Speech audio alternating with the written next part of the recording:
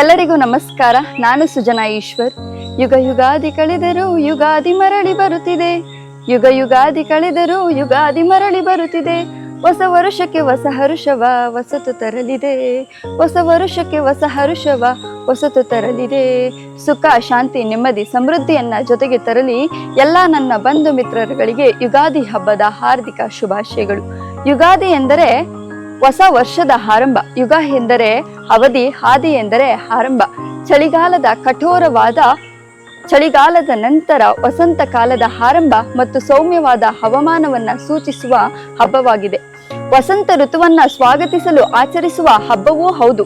ಯುಗಾದಿ ಹಬ್ಬವನ್ನ ನಾವು ನಿನ್ನೆ ಮೊನ್ನೆಯಿಂದ ಆಚರಿಸಿಕೊಂಡು ಬಂದಿಲ್ಲ. ಇದು ಶತಶತಮಾನಗಳಿಂದ ಆಚರಿಸಿಕೊಂಡು ಬಂದಂತಹ ಹಬ್ಬವಾಗಿದೆ. ಇದರ ಮೂಲವು ಶಾತವಾಹನರ ರಾಜವಂಶಕ್ಕೂ ಹಿಂದಿನದು ಎನ್ನುವ ಉಲ್ಲೇಖವಿದೆ. ಈ ರಾಜವಂಶವು ಇಂದಿನ ಆಂಧ್ರ ಪ್ರದೇಶ, ತೆಲಂಗಾಣ ಮತ್ತು ಮಹಾರಾಷ್ಟ್ರಗಳನ್ನ ಆಳಿದಂತಹ ಸಾಮ್ರಾಜ್ಯವಾಗಿದೆ.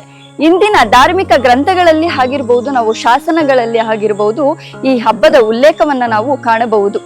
ಹಿಂದೂ ಪುರಾಣಗಳ ಪ್ರಕಾರ ಬ್ರಹ್ಮದೇವರು ಯುಗಾದಿಯ ದಿನದಂದು ಬ್ರಹ್ಮಾಂಡವನ್ನ ಸೃಷ್ಟಿಸಲು ಪ್ರಾರಂಭಿಸಿದನು ಎನ್ನುವ ಉಲ್ಲೇಖವಿದೆ.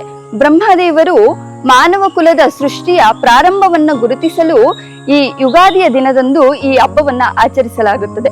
ಇದಲ್ಲದೆ 12ನೇ ಶತಮಾನದಲ್ಲಿ ಭಾರತೀಯ ಗಣಿತಜ್ಞರಾದಂತಹ ಭಾಸ್ಕರಾಚಾರ್ಯರು ಕೂಡ ಯುಗಾದಿಯನ್ನ ಹೊಸ ವರ್ಷದ ಆರಂಭ ಮತ್ತು ಹೊಸ ತಿಂಗಳು, ಹೊಸ ದಿನ ಎಂದು ಕೂಡ ಉಲ್ಲೇಖವನ್ನ ಮಾಡಿದ್ದಾರೆ. ಹೊಸ ಯುಗದ ಆರಂಭ. ವಸಂತ ಋತುವಿನ ಚೈತ್ರ ಮಾಸದ ಮೊದಲ ದಿನವೇ ಯುಗಾದಿ. ಈ ಯುಗಾದಿ ಹಬ್ಬ ಎಂಬುದು ನಮಗಷ್ಟೇ ಅಲ್ಲ, ಪ್ರಕೃತಿಗೂ ಯುಗಾದಿ ಹಬ್ಬಕ್ಕೂ ಒಂದು ಅಪೂರ್ವ ನಂಟಿದೆ. ಗಿಡಮರಗಳೆಲ್ಲ ಹಸಿರ ಚಿಗುರೊಡೆದು ಪ್ರಕೃತಿಗೆ ಜೀವ ಕಳೆ ಬರುವ ಕಾಲ, ನವ ಚೈತನ್ಯ ತರುವ ಸಂದರ್ಭ ಅಂತಾನೆ ಹೇಳ್ಬಹುದು. ರಮ್ಯ ಚೈತ್ರ ಕಾಲವೇ ಯುಗಾದಿ ಹಬ್ಬ. ಈ ಯುಗಾದಿ ಹಬ್ಬವನ್ನ ನಾವು ಹಬ್ಬವನ್ನಾಗಿ ಆಚರಿಸದಲ್ಲದೆ ಬದಲಾಗಿ ಇದನ್ನ ಸಾಂಸ್ಕೃತಿಕ ಮತ್ತು ಆಧ್ಯಾತ್ಮಿಕ ಮಹತ್ವವನ್ನು ಹೊಂದಿರುವ ಹಬ್ಬವಾಗಿದೆ. ಎಲ್ಲರೂ ಬೇವು ಬೆಲ್ಲವನ್ನ ತಿಂದು ಜೀವನದಲ್ಲಿ ಬರುವ ಸುಖ ದುಃಖವನ್ನ ಸಮನಾಗಿ ಸ್ವೀಕರಿಸೋಣ ಅಂತ ಹೇಳ್ತಾ ಮತ್ತೊಮ್ಮೆ ಎಲ್ಲರಿಗೂ ಯುಗಾದಿ ಹಬ್ಬದ ಹಾರ್ದಿಕ ಶುಭಾಶಯಗಳು. ಧನ್ಯವಾದ.